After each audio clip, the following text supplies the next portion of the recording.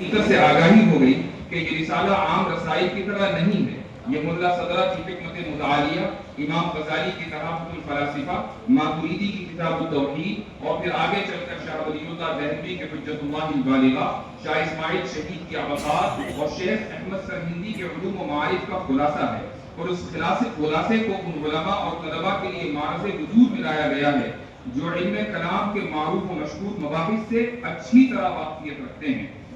ایک طرف ان مباحث کی پیچیدگی عالم آشکارا ہے، تو دوسری طرف حضرت شاہ صاحب کا انداز بیان جو بہت سے مواقع پر محض اشارات پر مشتمل ہے، اس تاکید کو بڑھا دیتا ہے. اس حقیقت کے مکمل ادراک کے باوجود ان سطور کو لکھنے کا ارادہ اس لیے کر لیا کہ اپنے ہم عصروں کو یہ بتا سکوں کہ اسلاف کی کتابوں کو محض اس لیے قابل نسیان میں نہیں رکھا جا سکتا کہ وہ مشکل ہیں، بلکہ ان کے علوم کا احیاء اور ان کے پیش کردہ مباحث کی فہم و شرح ہمارے علمی اور تہذیبی سفر کے بقا کے لیے ضروری ہے.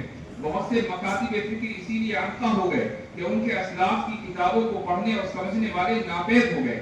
دیوبند مکتب فکر اس حیثیت سے امتیازی شان رکھتا ہے کہ اس کے مدارس کا جال بر صغیر اور اس کے باہر پوری دنیا میں پھیلا ہوا ہے. اس لیے یہ ضروری ہے کہ ماضی قریب کے اس عظیم علمی اور تحریکی مکتب فکر کے علمی کارناموں کو زندہ رکھا جائے، جس کے لیے ان درسگاہوں سے بہتر کوئی دوسری جگہ نہیں ہے.